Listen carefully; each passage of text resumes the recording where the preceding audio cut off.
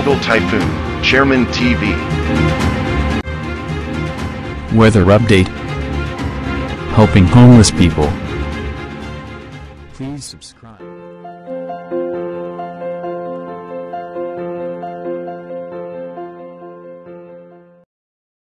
Magandang hapon po. Ito po ang latest update natin. Para nga po dito sa minomonitor natin si Bagyong Hiner.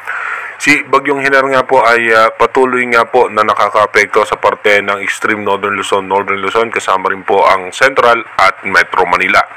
At asahan nga po natin na patuloy nga po tayo makakaranas ng pagulan at mataas nga po sa ngayon ang posibilidad nito ng landfall scenario. At gaya nga po ng sinasabi natin, dalawa pa rin po ang possible scenario niyan.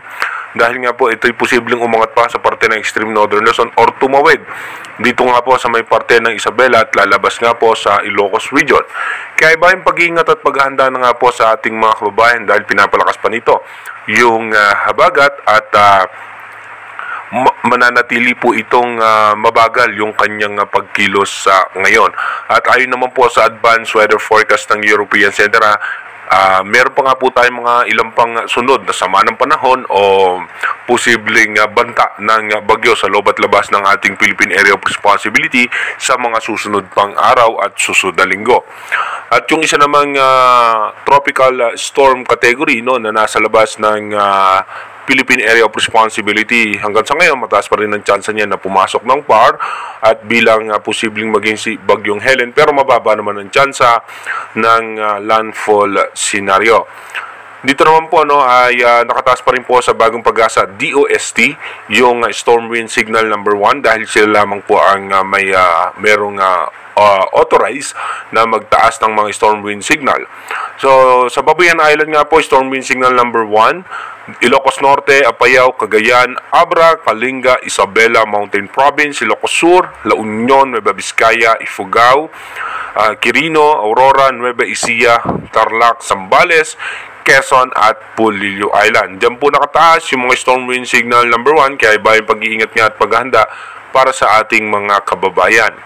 Dito naman sa ating rain map animation, mapapansin nga po natin mataas ang mga posibilidad ng pagulan sa Northern Luzon, Eastern section ng Luzon, even Metro Manila, Palawan, dahil naman po yan sa habagat, kaya maghanda nga po tayo dahil posible naman po tayo makaranas ng mga pagbaha at pagguho ng lupa.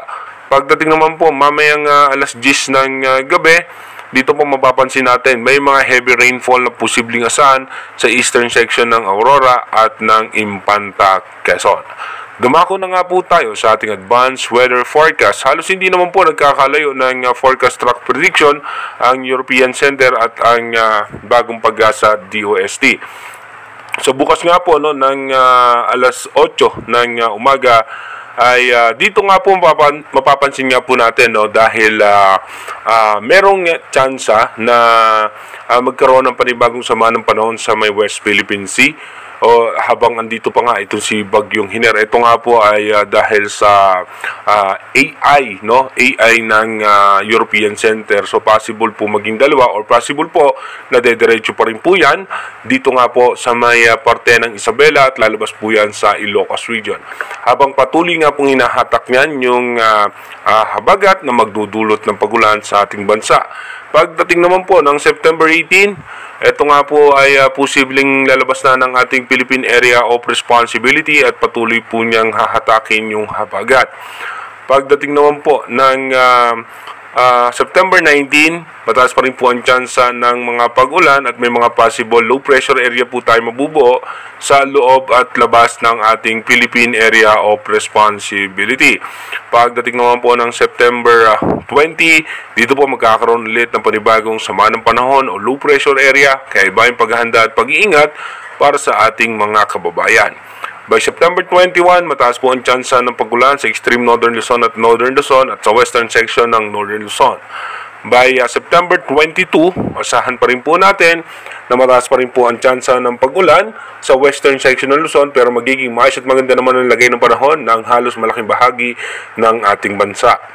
By September 23, Dito po, posibleng magkaroon na naman ng sama ng panahon dito naman sa parte po yan ng China at bahagyang hahatakin nga po niyan yung habagat at hindi po ito makaka-apekto sa ating bansa.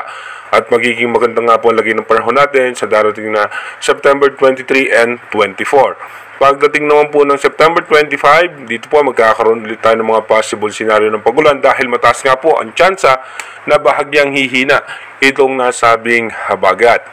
Pagdating naman po ng September 26, may mga bagyo o sama ng panahon na naman po tayo nakikita sa labas ng ating Philippine Area of Responsibility.